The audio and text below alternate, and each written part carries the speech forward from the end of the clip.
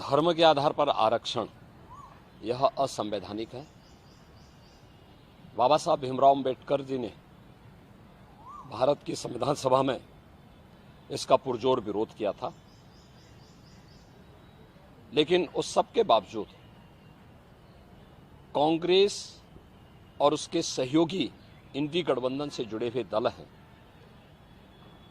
इन लोगों में एक होड़ सी लगी है मुस्लिम आरक्षण देने का। और कांग्रेस का इतिहास तो इस मामले में बहुत दागी रहा है। 2006 में जस्टिस रंगनाथ मिश्रा कमेटी गठित करके कांग्रेस ने ओबीसी का हिस्सा काट करके मुस्लिमों को देने का कुत्सित प्रयास किया था जब यूपीए गवर्नमेंट थी। ऐसे ही कांग्रेस ने जस्टिस राजेंद्र सच्चर की अध्यक्षता में कमेटी बना करके अनुसूचित जाति के आरक्षण में सेंध लगाने का प्रयास किया था। कुछ मुस्लिम जातियों को अनुसूचित जाति में शामिल करने का कुत्सित प्रयास किया था। बीजेपी और एनडीए ने उसका विरोध किया था। कांग्रेस की जब आंध्र प्रदेश में सरकार थी, उन्होंने उस वहां के ओबीसी के आरक्षण को मुसलमानों को दिया था। कांग्रेस की कर्नाटक सरकार ने मुसलमानों की सभी जातियों को ओबीसी में शामिल करके ओबीसी के आरक्षण में सेंध लगाया है। वेस्ट बंगाल के अंदर टीएमसी ने 2010 में 118 मुस्लिम जातियों को ओबीसी में शामिल करके पिछले 14 वर्ष से लगातार ओबीसी के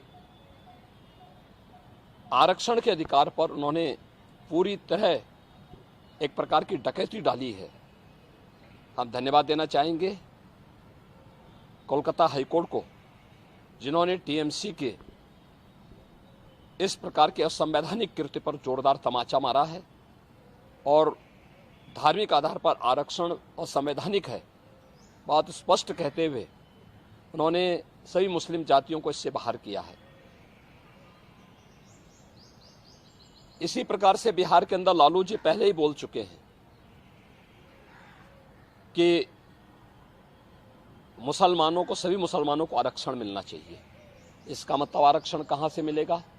ये आरक्षण यही ओबीसी और एससी एसटी का आरक्षण में से ये बांट करके मुसलमानों को देना चाहते हैं। और समाजवादी पार्टी तो अपने जन्मजात हिंदू विरोध, अनुसूचित जाति, जनजाति और पिछड़ी जाति के विरोध का नाम ही इन्होंने बना दिया, उसका पर्याय ही बना दिया है। चाहे वह राम जन्मभूमि का विरोध रहा हो, राम भक्तों पर गोली चलाने का रहा हो, या फिर 2012 और 2014 के अपने इलेक्शन मैनिफेस्टो में समाजवादी पार्टी ने मुस्लिमों को आरक्षण देने की वकालत की थी और यहां तक इन्होंने शरारत की थी कि तुष्टीकरण की हद पार करते हुए उत्तर प्रदेश के अंदर, उत्तर प्रदेश की उस समय की 20 करोड़ की आबादी की सुरक्षा के साथ खिलवाड़ करते हुए पीएससी की 54 कंपनियों को इन्होंने समाप्त किया था। और उस समय इन्होंने पीएससी की भर्ती जो निकाली थी उसमें इन्होंने प्रयास किया था कि 15% मुस्लिम आरक्षण हो। माननीय न्यायालय को हस्तक्षेप करना पड़ा था। ये जो होड़ है एक खतरनाक होड़ है। बाबा साहब भीमराव अंबेडकर ने विरोध किया था इसका, मुस्लिम आरक्षण का, क्योंकि देश धर्म के आधार पर विभाजित हुआ था और उन्होंने कहा था कि धर्म के आधार पर कोई भी आरक्षण देश के अंदर नहीं होना चाहिए।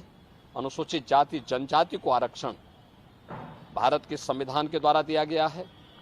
मंडल कमीशन की सिफारिशों के आधार पर ओबीसी को आरक्षण का लाभ दिया गया है। Bharatiya Janata party SC ST और ओबीसी के आरक्षण को सुरक्षित रखने के लिए किसी भी प्रकार के मुस्लिम आरक्षण का विरोध करती है और दूसरा, मुस्लिम आरक्षण असंवैधानिक भी है और अगर इस प्रकार की कुप्रथा को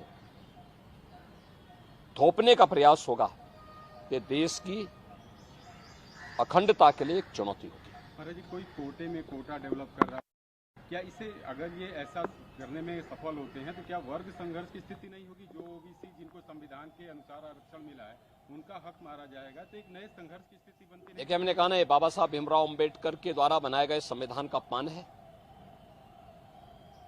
और भारत के संविधान की मूल भावना के विरुद्ध भी है। ये असंवैधानिक कृत्य है, इसे कतई स्वीकार नहीं किया जाना चाहिए।